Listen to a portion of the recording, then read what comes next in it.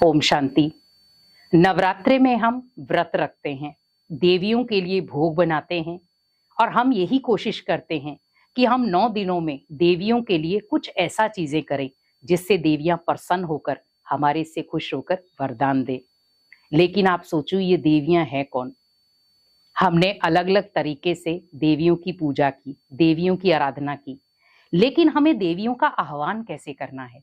बहुत सारे लोग कहते हैं कि हम देवियों को बहुत मानते हैं, देवियों की हमने कई बार झलकी देखी है, स्वप्न में देखा है देवियों को, लेकिन हम उनको निमंत्रण कैसे दें या आह्वान कैसे करें?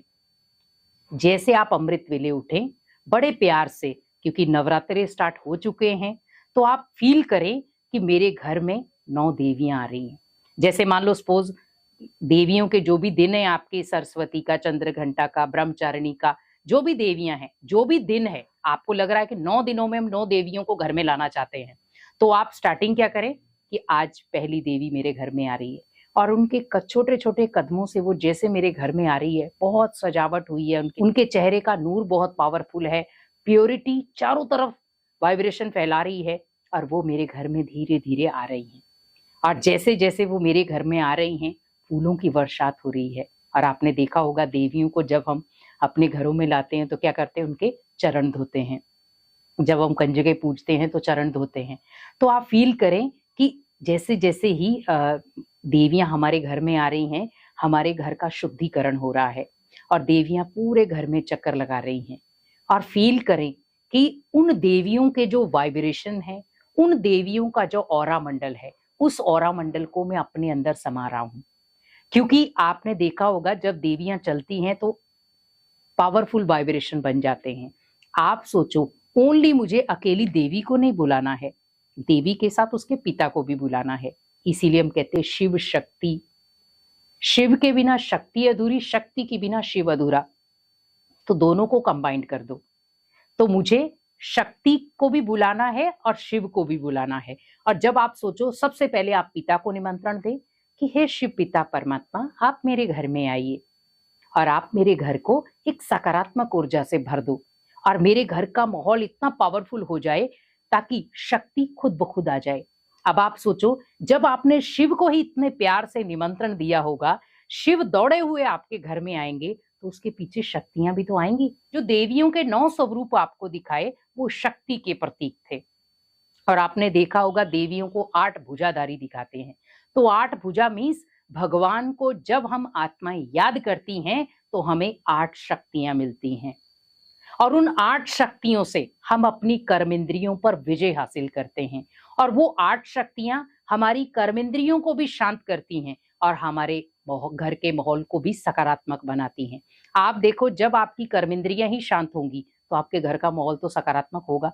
और बहुत सारे लोग उस समय प्याज लहसुन ये चीजें नहीं खाते हैं। कोशिश करें देवियों के नवरात्रे में ये चीजें स्वीकार ना हो। बहुत सारे लोग कहते हैं कि हम तो खा लेते हैं, हमें कोई फर्क नहीं पड़ता है। हर एक की मेंटेलिटी अपनी अपनी है, किसी को आप फोर्स नहीं कर सकते हैं। लेकिन आप सोचो कि देवियों ने क्या बोला है, तामसिक चीजें जो हैं वो हम ऑलरेडी, देवियों का नवरात्रे हो या कोई भी ऐसा फेस्टिवल हो, हम नहीं स्वीकार करते। लेकिन धीरे धीरे जैसे जैसे कल्चर बदलता जाता है, दुनिया अपने तरीके से चलना शुरू हो जाती। किसी को फोर्स ना करें आप, लेकिन जिसके अंदर भावना होगी वो ऑलरेडी उस चीज को स्वीकार करेगा। क्योंकि आप उसको 1 दिन के लिए बोल सकते हैं, 2 दिन के लिए बोल सकते हैं, पर 9 दिन के लिए तो नहीं बोल सकते ना। तो आप छोड़ दें। 1 दिन उनको खुद टचिंग होगी कि हाँ, मुझे ये चीज मैं गलत कर रहा था, मुझे सही करनी है। बहुत सारे लोग पूरे नित्य नियम से करते हैं, 9 दिन व्रत रखते हैं और पूरे नित्य नियम करते हैं। वो भले वो प्याज लहसुन भी खाते हैं। तो प्याज लहसुन तामसिक गिना जाता है। तामसिक मीन्स आसुरी वृत्तियों को पैदा कर। बहुत सारे कहते हैं हम तो प्याज लहसुन खाते हैं पर हम तो शांत रहते हैं। वो आपकी कर्मेंद्रियों की शांति है। आप देखें, जब कोई प्याज लहसुन खाता है, आप नॉर्मली किसी से बातचीत भी नहीं कर सकते हैं। तो आप सोचो, आपको तो भगवान से बातचीत करनी है, देवियों से बातचीत करनी है। तो अगर आपके मुख ने वो चीज खाई होगी तो आप बातचीत कैसे करोगे?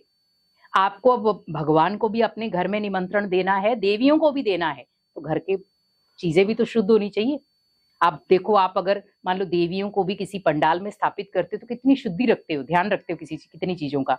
आप अगर घर में भी अगर उनको स्थापित करते हो या मंदिर बनाते हो तो कितना शुद्धि का ध्यान रखते हो। तो इसी प्रकार सोचो, जब हम मंदिर का ध्यान रखते हैं कि उसमें शुद्धिकरण होना चाहिए, भले वो घर में ही बना है छोटा-सा, हम उसका शुद्धिकरण का ध्यान रखते हैं, तो मन भी तो मंदिर है जिसमें आत्मा जो है वो मूर्ति बन के बैठी है। तो हमें उसका भी तो ध्यान रखना है कि मेरा मन मंदिर है। हम गीत में भी गाते हैं, मन मंदिर है। तो आप सोचो उसमें रहने वाली आत्मा क्या है? मूर्ति है। तो मूर्ति को भी हम क्या स्वीकार करा रहे हैं? तो जब हमें ये चीज की समझ आ जाएगी कि मुझे मूर्ति को भी सात्विक चीजें स्वीकार करानी है, जिससे हम अपने जीवन को भी सात्विक बना सकते हैं। तो इस नवरात्रे आप ध्यान रखें कि मुझे सात्विक रहना है और अपने घर में देवियों का आह्वान करना है शुद्धता के साथ, भगवान का आह्वान करना है शुद्धता के साथ।